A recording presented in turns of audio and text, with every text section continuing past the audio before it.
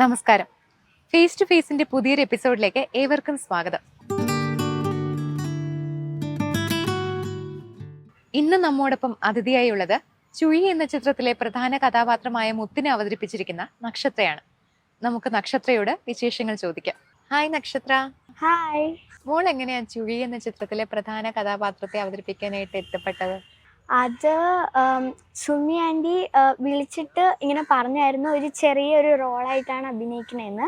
എന്നിട്ട് രണ്ടാമത് വിളിച്ച് പറഞ്ഞായിരുന്നു മെയിൻ റോളായിട്ട് അഭിനയിച്ചപ്പോൾ ഫാമിലിക്ക് എല്ലാവർക്കും സന്തോഷമായി.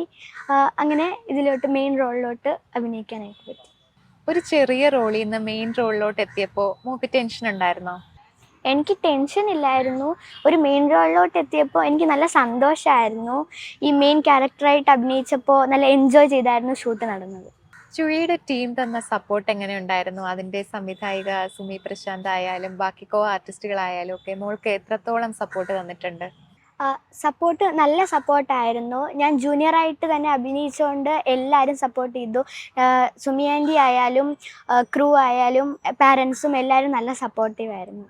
മോൾ ഇതിനു മുമ്പ് ഒരു തമിഴ് സിനിമയിലും കുറച്ചധികം ഷോർട്ട് ഫിലിമുകളിലും ഒക്കെ അഭിനയിച്ചിട്ടുണ്ടല്ലോ. അതിലെല്ലാം ചെറിയ ചെറിയ റോളുകളായിരുന്നു. ഇതിലൊരു മുഴുനീള കഥാപാത്രമായിട്ട് വരുമ്പോൾ എന്തെങ്കിലും പ്രത്യേകിച്ച് പ്രിപ്പറേഷൻസ് നടത്തിയിട്ടുണ്ടായിരുന്നോ? ഞാൻ വർക്ക്ഷോപ്പിൽ ചെന്നപ്പോൾ തന്നെ ഈ ഒരു ചുഴിയെ പറ്റി ഒരു ഐഡിയ കിട്ടിയായിരുന്നു. പിന്നെ സുമി ആൻറ്റി ഡയലോഗ്സ് അയച്ചു തന്നു. ഞാൻ വീട്ടിൽ വെച്ച് നല്ല വായിച്ചൊക്കെ നോക്കി, മിററിൻ്റെ മുമ്പിൽ നിന്നൊക്കെ പറഞ്ഞൊക്കെ നോക്കിയായിരുന്നു. അതുകൊണ്ട് അങ്ങനെ പ്രിപ്പറേഷൻ എടുക്കേണ്ടി വന്നില്ല. ഈ ചിത്രത്തിലെ കുറെ അപകടം ഉണ്ടാകുന്ന സീക്വൻസസ്, അതുപോലെ പേടിപ്പിക്കുന്ന തരത്തിലുള്ള സീക്വൻസ് ഒക്കെ ഉണ്ടായിരുന്നല്ലോ. അപ്പൊ മോൾക്ക് അതൊക്കെ ഷൂട്ട് ചെയ്യുന്ന സമയത്ത് പേടിയുണ്ടായിരുന്നോ? അതുപോലെ ഇത് കണ്ടിട്ട് അച്ഛനും അമ്മയ്ക്കും എന്തായിരുന്നു അവരുടെ റിയാക്ഷൻ? ഞാൻ ആ ഷൂട്ടിൽ ഞാൻ ആ സമയത്ത് ഉറങ്ങുമായിരുന്നു. അപ്പോൾ ഇത് ഒരു പ്രിവ്യൂ ഷോ കണ്ടപ്പോൾ അച്ഛനും അമ്മയ്ക്കും വിഷമമായി. അത് സുമി ആൻറ്റിയൊക്കെ പറഞ്ഞു. അത് ഞാനും അറിഞ്ഞപ്പോൾ എനിക്കും ചെറുതായിട്ട് വിഷമമൊക്കെ വന്നു. ഇതിന്റെ പ്രിവ്യൂ ഷോ കണ്ടപ്പോൾ മോക്ക് എന്താ തോന്നിയത്? കുറച്ചുകൂടെ ബെറ്റർ ആക്കാമായിരുന്നോ? എന്താ മറ്റുള്ളവരൊക്കെ കണ്ടിട്ട് എന്താ അഭിപ്രായം പറഞ്ഞത്? എനിക്ക് ഈ പ്രിവ്യൂ ഷോ കണ്ടപ്പോൾ കുറച്ചുകൂടെ ഒന്ന് അടുത്ത ടൈം ബെറ്ററാക്കി എടുക്കാമെന്ന് തോന്നി. എല്ലാവരും കൊള്ളാമായിരുന്നു എന്നാണ് പറഞ്ഞത്. മുത്തെന്ന കഥാപാത്രത്തിലൂടെയാണല്ലോ ഈ കഥ ഫുള്ള് പോകുന്നത്. അപ്പൊ മോളുടെ കഥാപാത്രമാണെങ്കിൽ ഒരു പ്രേതം ആയിട്ടാണ്. അത് അറിഞ്ഞപ്പോൾ മോക്ക് എന്താ തോന്നിയത്?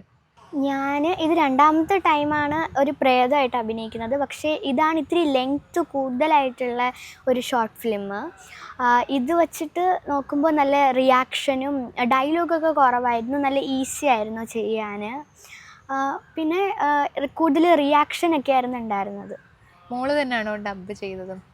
ഞാൻ തന്നെയാണ് ഡബ് ചെയ്തത്. അത് ഡബ് ചെയ്യാനും ഈസി ആയിരുന്നു.